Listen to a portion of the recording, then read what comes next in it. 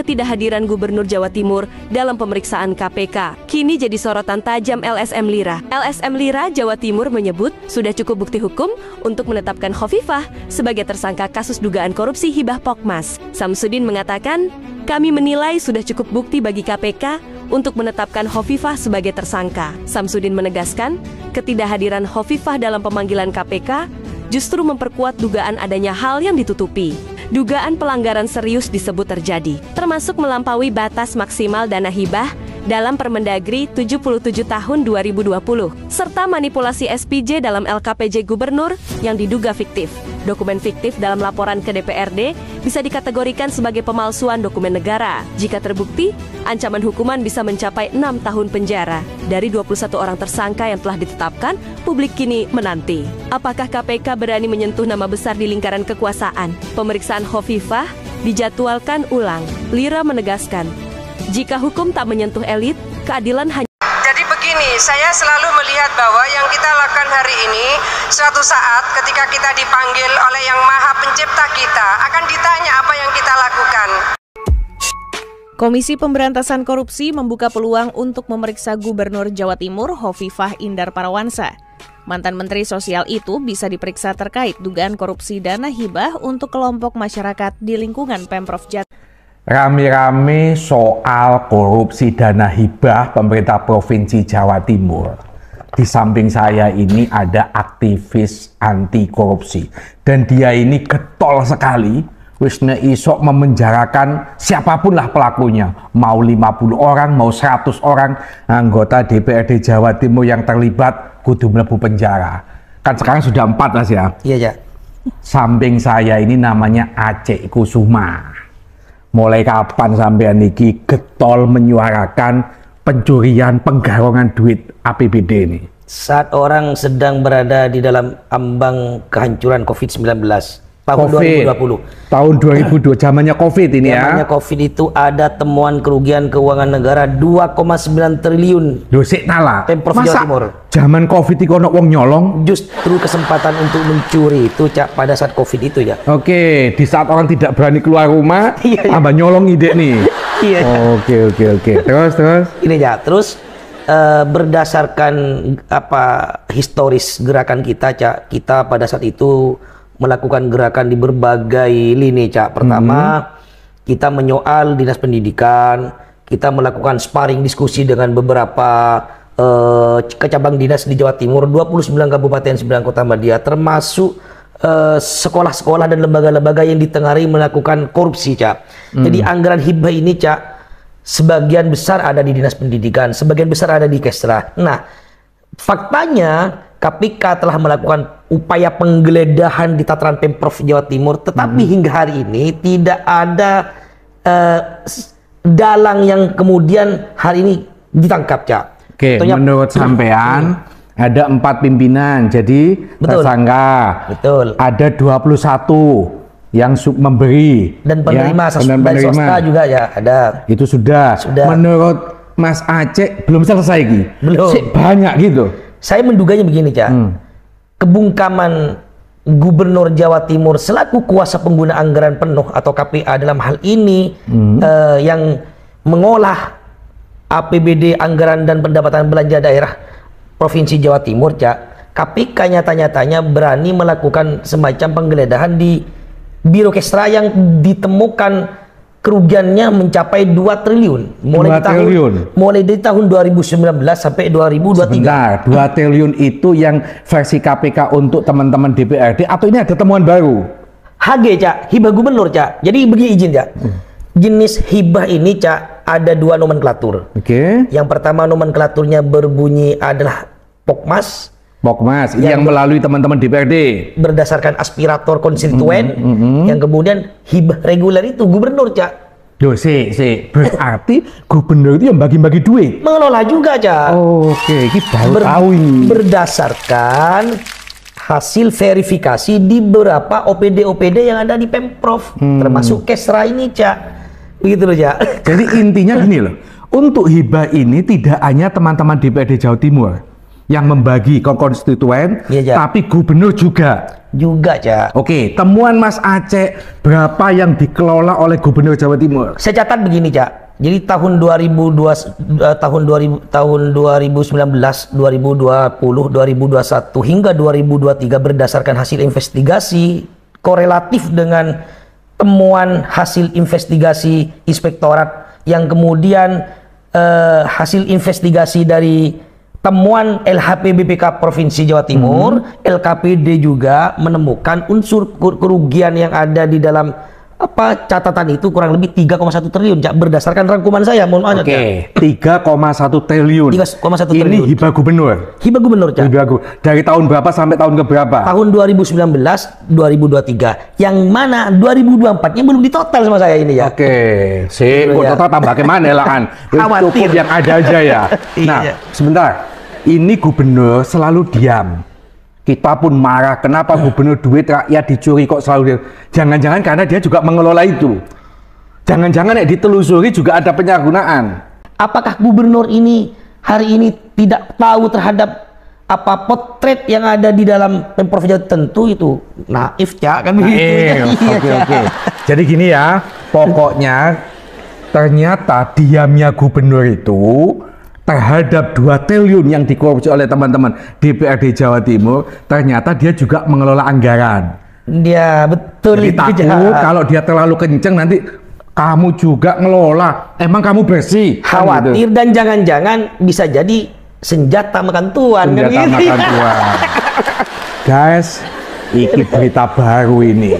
Karena selama ini kita sebagai masyarakat itu kan bertanya-tanya, kenapa gubernur diam? Duit 2 triliun koyok-koyok cuman 200.000. Ingat, 2 triliun itu banyak.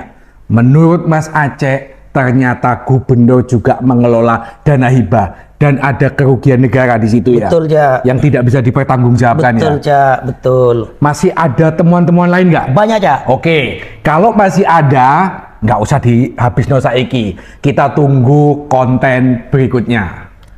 Oke. Komisi Pemberantasan Korupsi (KPK) berencana memanggil Gubernur Jawa Timur Khofifah Indar Parawansa dan wakilnya Emil Dardak. Tenang ae Bu, tak kei tutoriale ben sampean aman teko panggilan KPK. Tapi joko ndo sopo-sopo ki rahasia berdua, oke? Begitu sampean mari acara wisuda anake sampean di Cino, ya, sampean ojo balik nang Indonesia, langsung terbang nang Iran. Di Iran kono agendane survei dan studi banding cara pembuatan dan pengoperasian reaktor nuklir. Ya, 2 tahun cukup. Teko Iran langsung terbang nang Israel.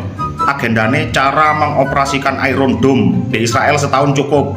Teko Israel ojo balik nang Indonesia, langsung nang Amerika. Di Amerika engko agendane cara mengemudikan kapal induk. Nah, di kono iku paling rodok suwe 3 tahun ya.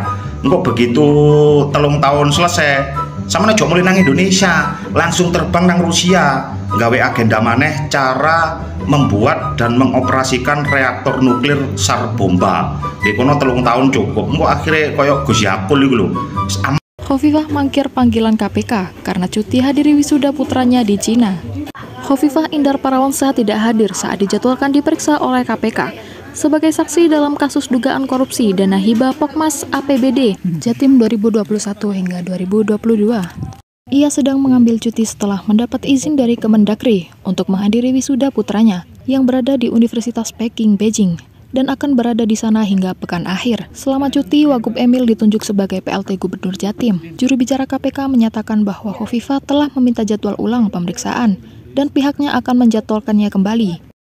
Bu Khofifah, Gubernur Jawa Timur dipanggil KPK, tapi dia mangkir tidak menghadiri panggilan KPK. Salam APBN, ambil positif, buang negatif, nonton videonya sampai habis. Gua nggak tahu ya guys, kenapa berita tentang Bu Khofifah akhir-akhir ini tuh kayak banyak banget dan kayak makin merajalela gitu. Kemarin lah terakhir ya kan, dia mukbang, bukan mukbang, nge-review kurma gitu kan. Sekarang lah nongol lagi, dia dipanggil KPK. Kenapa Ci, kok Bu Khofifah dipanggil KPK? Katanya diduga ini terkait dengan korupsi dana hibah APBD Jawa Timur. Masalahnya ini nilainya sampai triliunan, geng. Nah, kasus ini bisa jadi salah satu kasus terbesar nih. Tapi permasalahannya kita jangan langsung ngejudge dulu, harus dicari tahu dulu beritanya, ya baru deh. Bu Hovifah ini menurut gue hebat banget karena beliau ini selalu jadi sorotan publik gitu ya, mau dari nge-review buah-buahan, mukbang buah-buahan, sampai kurma sekalipun. Sekarang lebih menarik perhatian lagi gara-gara dipanggil KPK. Permasalahannya kalau memang Bu Hovifah tidak terkait apapun terkait dana hibah ini, kenapa Bu Hovifah harus mangkir dari panggilan KPK? Apakah ada yang disembunyikan? We never know. Buat yang belum paham, dana hibah ini adalah uang dari pemerintah yang harusnya diberikan kepada pihak-pihak yang berhak untuk mendapatkan. Misalnya buat pembangunan, buat proyek-proyek yang bermanfaat gitu loh. Tapi kalau dana hibah ini disalahgunakan, ya akibatnya fatal. Menurut kalian, apakah Bu Hovifah terlibat atau hanya namanya aja yang kebawa-bawa dan disebut-sebut? Cuma kalau yang jadi pertanyaan gue nih, pertanyaan terbesar nih dalam kepala gue ya, kalau emang Bu Hovifah nggak kenapa-kenapa gitu, kenapa harus mangkir gitu loh? Sedangkan kalau konten TikTok nggak mangkir. Konten TikTok harus sesuai dengan deadline. Tapi kalau dipanggil KPK, nanti aja lah, atur aja jadwal ulang. Tapi kita juga nggak bisa asal ngejudge dan asal ngomong kalau permasalahan konten TikToknya dia itu selalu paling utama, sedangkan kalau KPK dia mangkir. Nggak bisa juga guys, bisa jadi karena memang Bu Hovifah punya jadwal yang lain gitu kan, punya jadwal yang lebih apa ya, lebih prioritasnya harus lebih didahulukan gitu. Secara beliau ini kan gubernur Jawa Timur kan juga bukan wilayah yang kecil gitu loh ya, mungkin dia emang lagi sibuk banget say, makanya dia minta jadwalnya diatur ulang. Yang gue bingung juga ya, akhir-akhir ini tuh Bu Hovifah tuh emang lagi jadi sorotan publik banget ya. Dan yang gue tahu Bu Hovifah itu sudah menjabat 2 periode jadi gubernur Jawa Timur.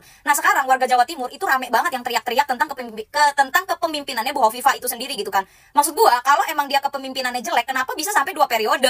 Ini yang milih Bu Hovifah nih gimana konsepnya? Apalagi ya guys, seperti yang kita tahu, dunia politik itu adalah dunia yang penuh kejutan. Apalagi buat kita, para rakyat-rakyat yang nggak punya orang dalam, yang nggak punya kekuatan apapun gitu ya. Politik itu emang berat gitu, say. Politik itu bisa jadi yang kita pikir benar, ternyata salah. Bisa juga yang kita pikir salah, ternyata malah itu yang benar. Sebenarnya pun berita terkait Bu Hovifah terlibat gitu ya, terlibat dalam kasus dana hibah ini tuh juga masih simpang siur gitu loh. Ya gue berharap sih kalau misalkan sekarang kan KPK udah lagi tahap penyidikan dan penyelidikan gitu ya. Jadi gue harap juga kalian-kalian sebagai netizen itu nggak asal mentah-mentah baca dari berita gitu loh. Tapi kalian juga pantau terus gitu perkembangannya, perjalanannya kayak gimana. Jadi jangan asal ngejudge doang aja. Kalau kalian memang tidak menyukai seorang pemimpin atau kalian tidak menyukai siapapun itu ya, nggak apa-apa kalau nggak suka. Tapi ya jangan sampai bener-bener mata kalian tuh ketutup gitu. Jangan mentang-mentang kalian nggak suka sama seseorang terus ya udah aja gitu. Nah buat kalian ya para anak-anak muda yang masa depannya, yang cita-citanya pengen jadi pejabat negara, pengen jadi pemimpin daerah, apapun itulah ya, jangan cuma jago konten aja, jangan cuma jago bikin TikTok aja, tapi juga belajar tentang akuntabilitas, tentang transparansi, gimana caranya untuk mensejahterakan rakyat. Karena kalau kalian udah jadi pemimpin suatu daerah, pemimpin negara gitu ya, udah jadi pejabat besar, ya diri kalian itu seutuhnya tuh untuk rakyat, udah bukan mikirin diri lo lagi. Konten di TikTok bisa diundur sayang, tapi rakyat nggak bisa diundur. TikTok bisa diundur. Kaji akan membahas berita tersebut. Tak penuhi panggilan KPK, Hovifah hadiri wisuda anak di Cina. Ini adalah kasus dana hibah di Pemprov Jatim. Wis talah rek, kon gak percaya ambek video-video ku saurunge, ya.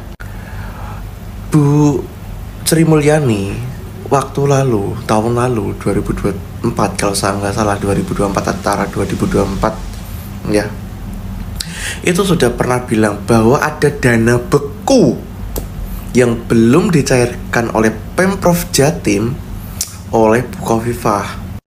Logika sekda itu kena, ya, sekda, sekretaris daerah. Kalau sekda kena, otomatis patut diduga beliau kena, karena ia mengeluarkan kebijakan tentunya atas persetujuan beliau. Kantor gubernur sudah diobrak-abrik, bukan diobrak-abrik sih, digeledah sama KPK. Terus ada dugaan-dugaan dan sebagainya. Tapi sampai sekarang ada kasus itu berjalan, ada kasus itu berkelanjutan. Hah? Ayo, ya apa kira? Ya, kasihan warga Jawa Timur, sakno, ya. KB gubernur itu wis pro dengan rakyatnya, wis membuat kebijakan dengan rakyatnya. Tapi gubernur Jawa Timur ada kebijakan yang langsung ke rakyat